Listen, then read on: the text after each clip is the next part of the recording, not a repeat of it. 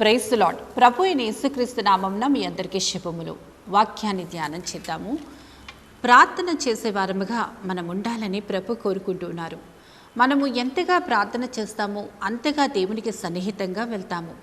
మనం ఎంతగా ప్రార్థన చేస్తామో అంతగా దేవుని యొక్క సహాయాన్ని మనం పొందుకుంటాము. ఎంతగా మనం ప్రార్థన చేయడానికి ఇష్టపడతామో అంతగా ఆయన కార్యాలను మనం చూడడానికి అవకాశం మనకు కలుగుతూ ఉంది. ప్రార్థించే వారముగా మనం ఉండాలి. ప్రార్థన బలహీనులను బలపరిచేదిగా ఉంటుంది. ప్రార్థన అసాధ్యాలను సుసాధ్యాలుగా మారుస్తూ ఉంది. ప్రార్థన నువ్వు కృంగిపోయిన వేళలో నిన్ను లేవనెత్తేదిగా ఉంటుంది. ప్రార్థించే వ్యక్తివిగా నువ్వు ఉండాలని ప్రభువు ఆశిస్తూ ఉన్నారు. ఆదికాండం 21వ అధ్యాయము 14 నుండి 20వ వచనం వరకు మనం ధ్యానం చేసినట్లయితే, మరి ఇక్కడ మనం చూసినట్లయితే 14వ వచనం నేను చదువుతున్నాను చూడండి. కాబట్టి తెల్లవారినప్పుడు అబ్రహాము లేచి ఆహారమును నీళ్ళ తిత్తిని తీసుకొని ఆ పిల్లవానితో కూడా హాగరునకు అప్పగించి ఆమె భుజం మీద వాటిని పెట్టి ఆమెను పంపివేసెను. ఆమె వెళ్ళి బెయేర్షెబా అరణ్యములో ఇటు అటు తిరుగుచూ ఉండెను. హల్లెలూయా. ఇక్కడ మనం చూసినట్లయితే అబ్రహాము తన దాసి అయిన హాగరును, ఆమె కుమారుణ్ణి ఇద్దరిని కూడా పంపివేసేస్తూ ఉన్నాడు. తన ఇంట నుండి పంపివేస్తూ ఉన్నాడు. ఇంట నుండి పంపివేసే సమయంలో ఆమెకు అతడు ఏమిస్తూ ఉన్నాడు అనంటే కేవలము నీళ్ళ తిత్తిని అలాగే మరి ఆహారముని ఇచ్చి పంపివేశాడు. ఆ సమయంలో హాగరుకి ఎటు తోచని పరిస్థితిలో ఉండి తనకి అర్థం కాని పరిస్థితిలో అయోమయంలో అయిపోయి తనేం చేస్తూ ఉంది అనంటే అరణ్య మార్గంలోని ప్రయాణం చేయడం మొదలుపెట్టింది. అరణ్య మార్గమును ఎందుకు ఎంచుకున్నది అనంటే మరి తన జీవితాన్ని ముగించుకోవాలని. ఎందుకు నా జీవితం ఇక ఎడారిగా మారిపోయింది, నా జీవితము ఒంటరిగా మారిపోయింది, ఇంతవరకు నా యజమానుడైన అబ్రహాము మీద నేను ఆనుకున్నాను, నా కుమారుడికి నాకు ఏదైనా ఒక ఉపకారము చేస్తాడేమో, మేలు చేస్తాడు, లేకపోతే మరి సమస్తమును ఇస్తాడు అని ఆశించింది. కానీ అతడు ఆమెకి ఏమీ ఇవ్వకుండా, తన ధనములో భాగమునివ్వకుండా మరి కేవలము ఆహారమును నీళ్ళ తిత్తిని ఇచ్చి పంపివేస్తూ ఉన్న సమయంలో, ఆ ఒంటరి సమయంలో తను మనుషులను చూడలేదు, లేకపోతే ఆ బంధువులను చూడలేదు, ఇరుగు పొరుగు వారిని చూడలేదు, స్నేహితులను చూడలేదు. ఆ సమయంలో ఎటు పయనించడానికి ఇష్టపడింది అనంటే అరణ్యంలో ప్రయాణించడానికి ఇష్టపడింది. అరణ్యంలో పయనిస్తూ ఇటు అటు తిరుగులాడుతున్న సమయంలో తన దగ్గర ఉన్న మరి నీళ్లు కూడా అయిపోయిన సమయంలో తన కుమారుడు ఎంతగానో వేదన చెందుతూ ఉన్నాడు. తన కుమారుడు దాహముతో అలమటిస్తూ ఉన్న సమయంలో మరి ఆ బిడ్డ యొక్క చావును చూడలేక, ఆ చిన్నవాణి యొక్క చావు చూడలేక ఆ పిల్లవాడిని వింటివేత దూరములో పడవేసింది. ఎలిగెత్తి ఏడవడం మొదలుపెట్టింది. చూడండి, అది ఆదికాండం 21వ అధ్యాయము 15వ వచనం అలాగే 16వ వచనం మనం చదువుకున్నట్లయితే, ఆ తిత్తిలోని నీళ్లు అయిపోయిన తర్వాత ఆమె ఒక పొద క్రింద ఆ చిన్నవాణ్ణి పడవేసి, ఈ పిల్లవాని చావు నేను చూడలేనని అనుకొని వింటివేత దూరము వెళ్ళి అతనికి ఎదురుగా కూర్చుండెను. ఆమె ఎదురుగా కూర్చుండి ఎలుగెత్తి ఏడ్చాను. హల్లెలూయా. ఈ ఒంటరి ప్రయాణములో నేను ఒంటరిగా మిగిలిపోయాను ప్రభా, నాకు సహాయమును అందించండి అని ఎలుగెత్తి ప్రార్థన చేస్తూ ఉంది. ఎలుగెత్తి ఎప్పుడైతే ప్రార్థన చేస్తూ ఉందో తన కుమారుడు విషయం, తన విషయము ఎప్పుడైతే ఎలుగెత్తి కేకలు వేస్తూ ఆ అరణ్యములో రోదన చేస్తూ ఉందో, ఎప్పుడైతే అంగలారుస్తూ ఉందో, నిజముగా దేవుడు ఆ ప్రార్థన ఆలకించే దేవుడు, మన ప్రార్థనకు చెవియొగ్గు దేవుడు. ఆయన మౌనముగా ఉండలేక ఆమె యొక్క ప్రార్థనకు జవాబిస్తూ ఉన్నాడు.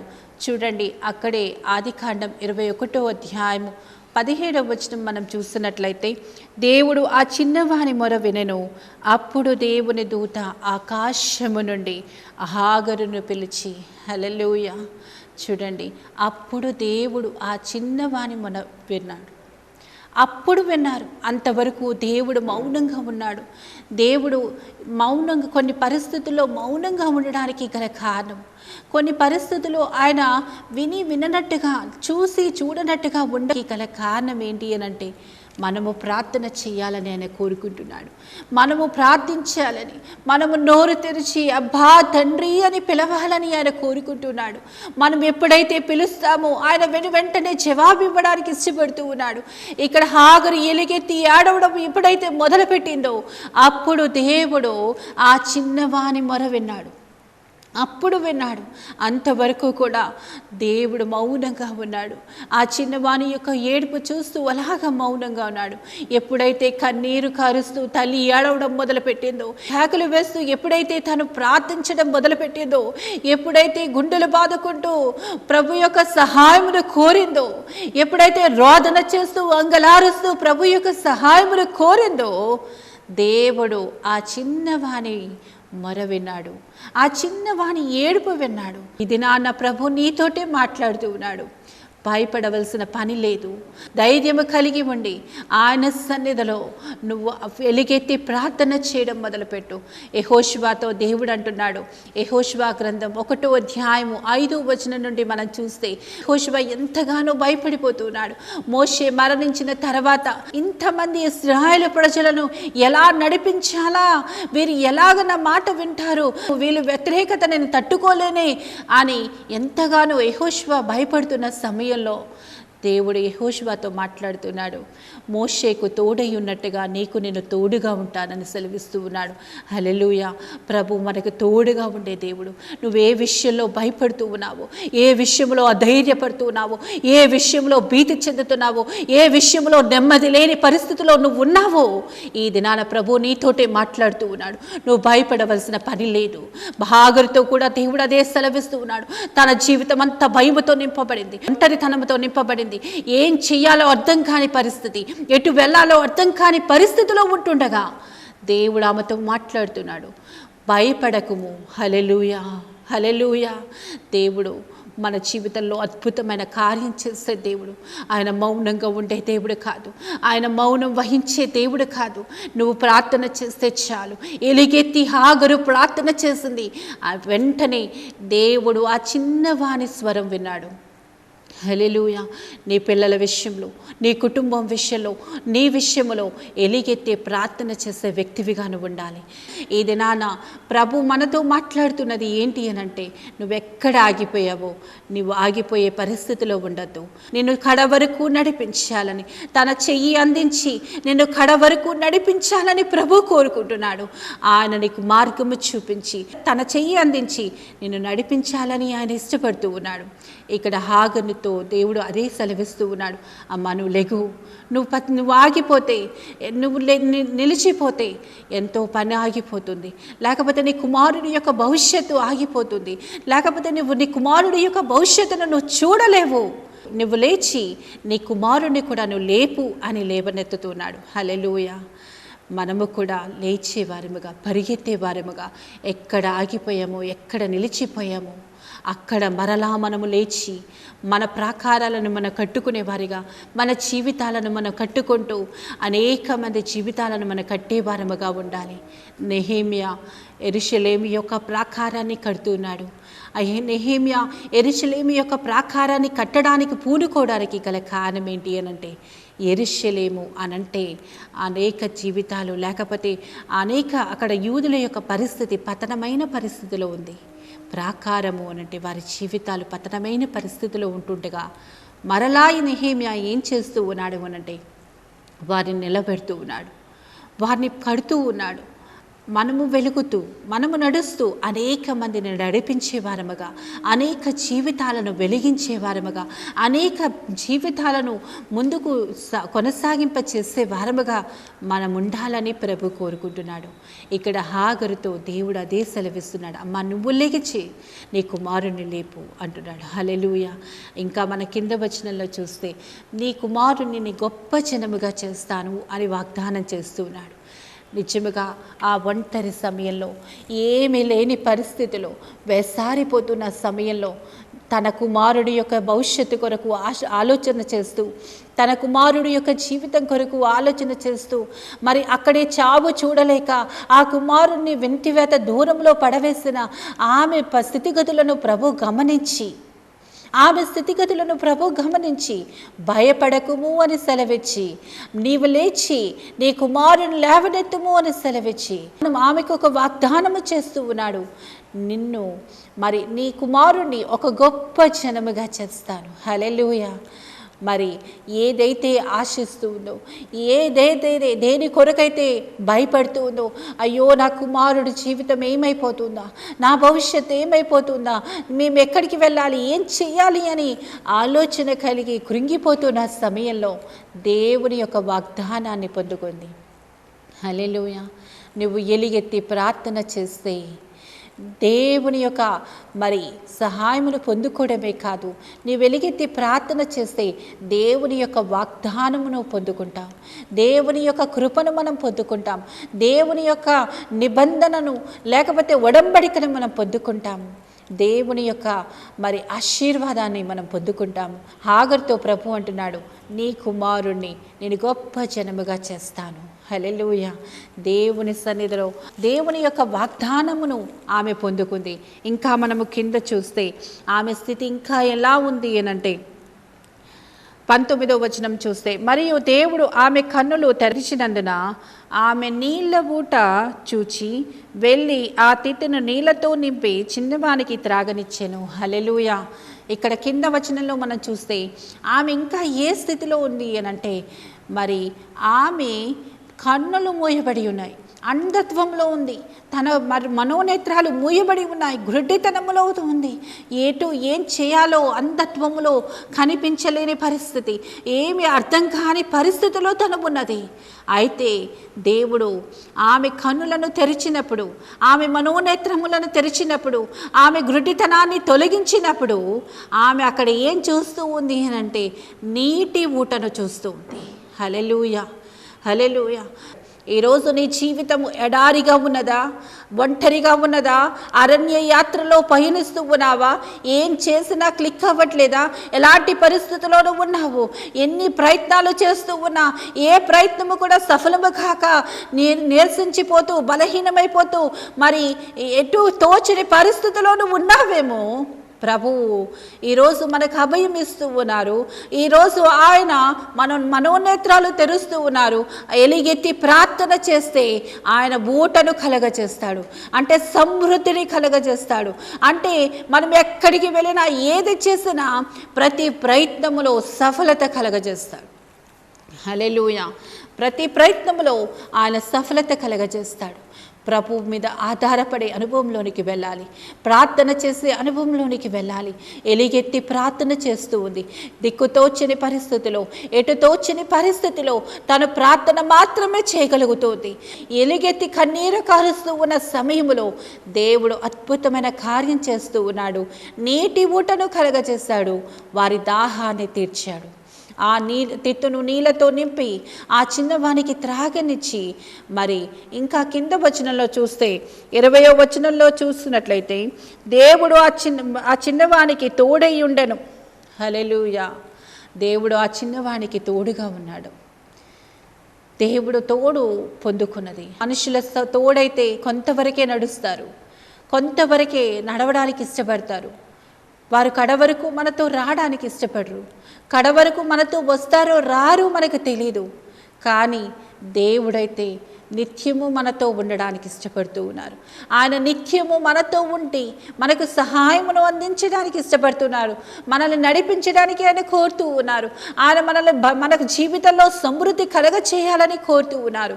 మరి ఒంటరి సమయంలో హాగరు చేస్తూ ఉన్న పని, జనసంచారము లేని ఆ స్థలములో తాను ఏం చేస్తూ ఉంది అనంటే దేవుని మీద ఆధారపడే అనుభవంలోనికి వెళ్ళింది. దేవుని మీద ఆధారపడి, ప్రభువా మీరే నా దిక్కు, మీరే నాకు సహాయము చేయాలని ఎలుగెత్తి ఆ అరణ్యములో ప్రార్థన చేస్తూ ఉన్నప్పుడు దేవుడు ఆ చిన్నవాని మొర విన్నాడు. ఆ దేవుడు మరి హాగరుని ధైర్యపరుస్తూ ఉన్నాడు. అంత మాత్రమే కాదు, నీవు లేచి ఆ చిన్నవాణ్ణి లేవనెత్తుము అని సెలవిస్తూ ఉన్నాడు. మరి 4వదిగా మరి ఆమె కన్నులను తెరవజేశాడు. ఆమెకున్న గుడ్డితనాన్ని, అంధత్వాన్ని తొలగించి ఆమె మనోనేత్రాలు తెరిచారు. మరి ఇంకా మనం చూస్తూ ఉన్నాం, నీటి ఊటను కలగచేశారు, అంటే సమృద్ధిని కలగచేశారు. మరి ఆమె ఎలుగెత్తి ప్రార్థన చేయడము ద్వారా మరి ఆ తిత్తులో నీళ్లతో నింపుకొని వారి దాహమును తీర్చుకునే అవకాశము కలిగింది. హల్లెలూయా. మరి ఇంకా అక్కడ మనం చూస్తూ ఉన్నాం, గొప్ప జనముగా వాణ్ణి చేయడానికి ఇష్టపడుతూ ఉన్నాడు. ఉన్నతమైన స్థితికి నిన్ను నడిపించే దేవుడు ఆయన సన్నిధిలో ఎలుగెత్తి ప్రార్థన చేసే వ్యక్తివిగా నువ్వు ఉండాలని కోరుకుంటున్నాడు. అందుకనే కీర్తనలో 3వ అధ్యాయము 4వ వచనంలో మనం చూస్తే అక్కడ దావీదు ఇలాగున ప్రార్థన చేస్తున్నాడు. నేను ఎలుగెత్తి యెహోవాకు మొరపెట్టినప్పుడు ఆయన తన పరిశుద్ధ పర్వతము నుండి నాకు ఉత్తరం ఇచ్చెను. హల్లెలూయా. నిజమే. మరి దావీదు కూడా ఎంతో ఒంటరితనాన్ని అనుభవించాడు. రాజు యొక్క మరి కుమార్తెను వివాహము చేసుకున్నప్పటికీ కూడా రాజు తరపున ప్రజలందరూ కూడా ఆయనకి శత్రువులుగా మార్చబడ్డారు. అరణ్యంలో పయనించి అడవుల్లో తిరిగాడు, మరి గుహల్లో దాక్కున్నాడు, ఒంటరితనాన్ని అనుభవించాడు. ఆ సమయంలో మనుషులు అతన్ని త్రోసివేసేసిన, బంధువులు అతన్ని త్రోసివేసేసిన, అందరూ అతన్ని విడిచిపెట్టిన, ఇంటి వారి కానీ అతని స్నేహితులు కానీ ఎవరు అతన్ని విడిచిపెట్టేసిన, అందరూ అతన్ని విడిచిపెట్టేసిన, మరి ప్రభు మాత్రం అతన్ని విడిచిపెట్టలేదు. ప్రభు మీద ఆధారపడ్డాడు. ప్రభువా, నేను ఎలుగెత్తి నీకు మొరపెట్టినప్పుడు నీవు నీ పరిశుద్ధ పర్వతము నుండి నాకు ఉత్తరం ఇచ్చావు ప్రభువా అని ప్రభుకి కృతజ్ఞతాస్తుతులు చెల్లిస్తూ ఉన్నాడు. నువ్వు ఎన్నో ప్రయత్నాలు చేసినా ఆ ప్రయత్నాలన్నీ కూడా విఫలమే. కానీ ప్రార్థన చేసే వ్యక్తివిగా ఉంటే నీ ప్రయత్నములన్నీ కూడా సఫలమవుతాయి. హల్లెలూయా. ప్రయత్నములన్నీ కూడా సఫలం చేయడానికి ఇష్టపడుతున్నాడు. అందుకే 77వ కీర్తన 1వ వచనంలో మనం చూస్తే, నేను ఎలుగెత్తి దేవునికి మొరపెట్టినప్పుడు ఆయనకు మనవి చేయుదును, దేవుడు నాకు చెవియొగ్గు వరకు నేను ఎలుగెత్తి ఆయనకు మనవి చేయుదును. హల్లెలూయా. నువ్వు ఎలుగెత్తి ప్రార్థన, అక్కడ కీర్తనకారుడు అంటున్నాడు, నేను ఎలుగెత్తి ప్రార్థన చేస్తాను, ఆయన చెవియొగ్గు వరకు కూడా, ఆయన ప్రార్థన ఆలకించే వరకు కూడా ఆయన సన్నిధిలో నేను ఎలుగెత్తి ప్రార్థన చేస్తూనే ఉంటాను అని సెలవిస్తూ ఉన్నాడు. నిజమే. మనము మన ప్రార్థన ఆలకించేంత వరకు కూడా, ఆయన మన ప్రార్థనకి జవాబిచ్చేంత వరకు కూడా మనం ఎలుగెత్తి ప్రార్థన చేసే వారముగా ఉండాలి. ఆయన సన్నిధిలో ఆయన జవాబు కొరకు, ఆయన సహాయము కొరకు, ఆయన యొక్క కృప కొరకు మనము ఆయన సన్నిధిలో వేడుకుంటూ ఎలుగెత్తి ప్రార్థన చేసే వారముగా ఉండాలి. అందుకనే మార్కు సువార్త 10వ అధ్యాయము 48 అలాగే 49, 50 వచనం వరకు మనం చూసినట్లయితే, దావీదు కుమారుడా నన్ను కరుణించు అని కేకలు వేస్తూ తనకున్నది అవన్నీ కూడా పక్కన పడవేసి ఆ పరుగులెత్తుకుంటూ కేకలు వేస్తూ ప్రభు వెనకాల వెళ్తూ ఉన్నాడు. దావీదు కుమారుడా నన్ను కరుణించు అని కేకలు వేస్తూ ఉన్నాడు. అక్కడ ఉన్న వారందరూ కూడా ఊరకుండుము అని అతని మీద కేకలు వేస్తూ ఉన్నా, అతన్ని గద్దిస్తూ ఉన్నా, అతడు మౌనముగా ఉండకుండా ప్రభు వైపు చూస్తూ ప్రభు యొక్క సహాయం కొరకు వేడుకుంటూ, అప్పటి వరకు ఎన్నో ప్రయత్నాలు చేసి ఉండొచ్చు, లేకపోతే చిన్నప్పటి నుండి ఎన్నో ప్రయత్నాలు చేసి ఉండొచ్చు, ఆ ప్రయత్నాలన్నీ కూడా విఫలమైపోయాయి. అందుకని యేసు ప్రభు ఒక్కడే మార్గం అని తెలుసుకున్నాడు. ఆయన ఒక్కడే స్వస్థపరచు దేవుడు అని గ్రహించాడు. అందుకని దావీదు కుమారుడా నన్ను కరుణించు అని కేకలు వేస్తూ అతని దగ్గర ఉన్నవన్నీ కూడా పడవేసి ప్రభువుని వెంబడించాడు. నిజముగా ఆ విశ్వాసమును బట్టి, ఆ కేకలను బట్టి, ఆ అరుపులను బట్టి, దేవుని యొక్క కరుణ కొరకు ప్రాధేయపడడం బట్టి దేవుడు ఆయనకు కృప చూపించాడు, ఆయనను స్వస్థపరిచాడు. హల్లెలూయా. దేవుడు నీ జీవితంలో అద్భుతమైన కార్యం చేయాలి అనంటే ఈ దినాలను ప్రార్థన చేసే వ్యక్తివిగా ఉండాలి. ప్రార్థన ద్వారా సమస్తమును నువ్వు పొందుకోగలవు. మరి మత్తయి సువార్త 15వ అధ్యాయము 22వ వచనం నుండి 28వ వచనం వరకు మనం చూసినట్లయితే అక్కడ కనాను స్త్రీ కనిపిస్తూ ఉంది. ఆమె ఎందుకు ప్రభు దగ్గరకు వచ్చి కేకలు వేస్తూ ఉంది అనంటే, నా కుమార్తె దయ్యము పట్టి పీడింపబడుతూ ఉంది, నెమ్మది లేదు మాకు, మా పరిస్థితి అంతా కూడా మరి తారుమారు తారుమారైపోయింది, దుష్టుడు మాకు అపజయాన్ని కలుగచేస్తూ ఉన్నాడు అని ఎంతగానో ప్రాధేయపడుతూ ఉన్నప్పుడు ఎప్పుడైతే తన విశ్వాసాన్ని ప్రభు చూచాడు, తన యొక్క ప్రార్థనను ప్రభు విన్నాడు, వెంటనే అదే సమయంలో తన కుమార్తె విడుదల పొందినట్టుగా మనం చూస్తూ ఉన్నాం. ఈ దినాన ఏ విషయంలో బంధింపబడి ఉన్నావో, దేని చేత బంధింపబడి ఉన్నావో, విడుదల పొందాలి అనంటే కేకలు వేస్తూ ఆయన సన్నిధిలో ఎలుగెత్తి ప్రార్థన చేసే వ్యక్తివిగా నువ్వు ఉండాలని ప్రభు కోరుకుంటూ ఉన్నాడు. తన ప్రార్థన కుమార్తె దేని చేత అయితే బంధింపబడి ఉన్నదో ఆ ప్రార్థన ఏం చేసింది అనంటే కుమార్తెకు విడుదల కలగచేసింది. హల్లెలూయా. ఆ రాజైన ఆశ పరిపాలిస్తున్న సమయములో 2వ దినవృత్తాంతాలు 15వ అధ్యాయము 14-15 వచనాలు మనం చూస్తే అక్కడ కూడా యూదా ప్రజలందరూ కూడా ఎలుగెత్తి బొబ్బలిడుచు మేళతాళములతో బోరలు వాయిస్తూ ప్రభు సన్నిధిలో ప్రమాణము చేస్తూ ఉన్నారు. ఎలుగెత్తి వారు కేకలు వేస్తూ దేవుని సన్నిధిలో ప్రమాణము చేసినప్పుడు, దేవుని యొక్క సహాయము కొరకు వేడుకున్నప్పుడు సమయంలో ఏం కలిగింది అనంటే దేవుడు ప్రత్యక్షమై వారికి సహాయమును అందిస్తూ వారితో ఒక ప్రమాణము చేస్తూ ఉన్నాడు. మీకు శత్రువు అన్నవాడు మీ వైపుకి రాడు, మీకు నెమ్మది కలిగి ఉంటుంది అని సెలవిస్తూ ఉన్నాడు. హల్లెలూయా. చూడండి, అదే 2వ దినవృత్తాంతాలు 15వ అధ్యాయం 15వ వచనంలో మనం చూస్తే యెహోవా వారికి ప్రత్యక్షమై చుట్టూనున్న దేశస్థులతో యుద్ధము లేకుండా వారికి నెమ్మది కలుగచేసెను. హల్లెలూయా. నిజంగా దేవుడు వారికి యుద్ధాలు లేకుండా, అనేక మంది రాజులు వచ్చారు వెళ్ళారు, ఎన్నో యుద్ధాలు జరిగాయి, ఎంతోమంది శత్రువుల చేతిలో అనేక మంది హతమైపోయారు, మరి లేకపోతే ఓడిపోయారు, ఎంతో పతనము ఏర్పడింది. కానీ ఆశారాజు కాలము సమయంలో యూదులందరూ కూడా దేవుని సన్నిధిలో మొరపెట్టారు, ఎలుగెత్తి ప్రార్థన చేశారు, ఎలుగెత్తి ఆయనకి ప్రమాణము చేశారు. అందుకని వారికి ఏం కలిగింది అనంటే నెమ్మది కలిగింది. అతడి పరిపాలన కాలములో నెమ్మది కలగచేశాడు దేవుడు. యుద్ధాలు లేకుండా, శత్రువు అన్నవాడు దరిదాపులు చేరకుండా దేవుడు వారికి మరి సహాయము చేసినట్టుగా, నెమ్మది కలగ చేసినట్టుగా మనం చూస్తూ ఉన్నాం. నీ జీవితంలో నెమ్మది లేని పరిస్థితి నువ్వు చూస్తూ ఉన్నావేమో. ఎంత ప్రయత్నం చేసినా సంతోషం, సమాధానం, నెమ్మది నీ కుటుంబంలో, నీ జీవితంలో కొదువుగా ఉన్నదేమో. ఈరోజు ఎలుగెత్తి ప్రార్థన చేసే వ్యక్తివిగా ఉండాలని ప్రభు కోరుకుంటున్నాడు. నువ్వు ఎప్పుడైతే ఎలుగెత్తి ప్రార్థన చేస్తావో నీ జీవితంలో అద్భుతం జరుగుతుంది. ఆగరు ఎలుగెత్తి ప్రార్థన చేసింది. ఎవ్వరూ లేరు తనకి, తన పక్షముగా పోరాడేవారు లేరు. ఎవరినైతే నమ్ముకున్నదో, ఎవరి మీద అయితే ఆధారపడిందో, ఎవరి మీద ఆనుకున్నదో వారే ఆమెకి మరి ఆమెని ఒంటరి దానిగా వదిలివేసేశారు. వారు ఎవ్వరూ కూడా ఆమెకి సహాయం చేయలేదు. వారు మరి ఏది కూడా ఇవ్వడానికి ఇష్టపడకుండా ఒంటరిగా ఆమెను పంపించేశారు. కానీ హాగరు దేవుని వైపు ఆధారపడడం మొదలుపెట్టినప్పుడు, దేవుని సన్నిధిలో ఎలుగెత్తి ప్రార్థన చేయడం మొదలుపెట్టినప్పుడు, దేవుని యొక్క సహాయం కొరకు అర్జించినప్పుడు దేవుడు అద్భుతమైన కార్యము చేశాడు. ఆ చిన్నవాడిని గొప్ప జనముగా చేసి, అతన్ని గొప్ప వీలుకాడుగా చేసి ఆశీర్వదించాడు. హల్లెలూయా. తను ఎప్పుడైతే దేవుని మీద ఆధారపడడం మొదలుపెట్టిందో దేవుడు తన మనోనేత్రాలను తెరిచాడు, తనను చెయ్యి అందించి చివరి వరకు నడిపించాడు. హల్లెలూయా. ఈరోజు మీ జీవితంలో గొప్ప కార్యం చేయడానికి దేవుడు ఇష్టపడుతూ ఉన్నాడు. ప్రార్థన చేసి చాలా కాలమైంది కదా, ఎంతకాలమైందో ప్రార్థన చేయక. మొదట్లోనూ చాలా చక్కగా ప్రార్థన చేసేవాడివి, చాలా చక్కగా ప్రార్థన చేసేదానివి. కానీ నువ్వు ప్రార్థన చేసి అనేక దినములు అయి ఉండొచ్చు. ఈ దినాన్ని నుండి నీకున్న సమస్యలు దూరం అవ్వాలి అనంటే, నీకున్న పరిస్థితులన్నిటినీ మార్చబడాలి అనంటే ఖచ్చితంగా ఎలుగెత్తి ప్రార్థన చేసే వ్యక్తివిగా ఉండాలి. హల్లెలూయా.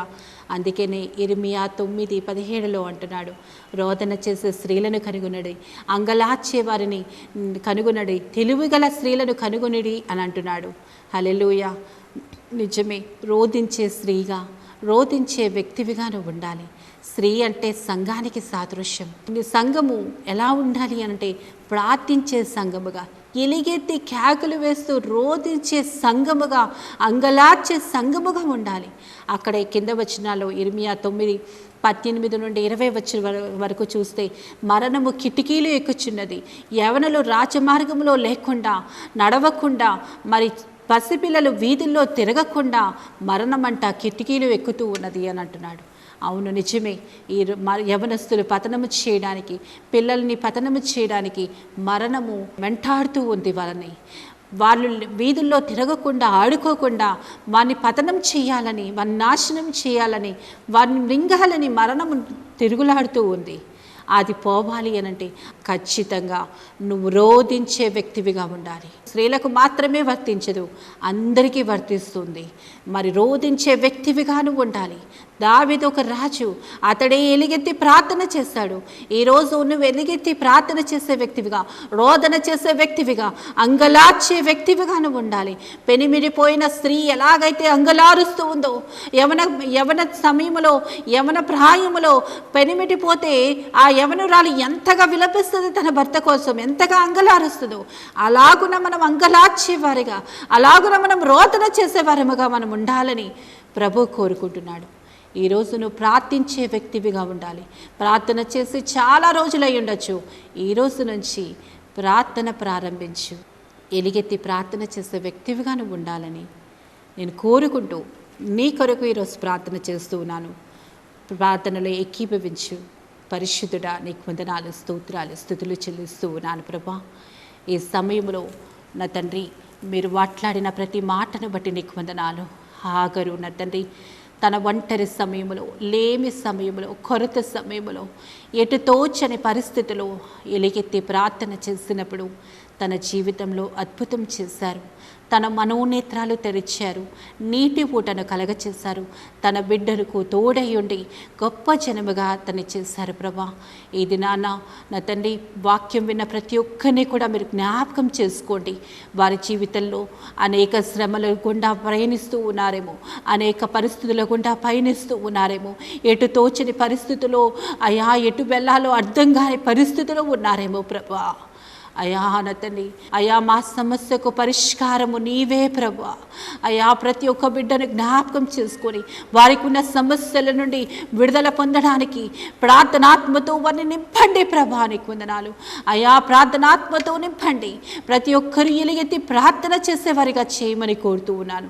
ఈ సమయంలో ఎవరైనా అయా బంధకాల్లో బంధింపబడి ఉంటే యేసు నామంలో విడుదల ప్రకటిస్తూ ఉన్నాను ప్రభా.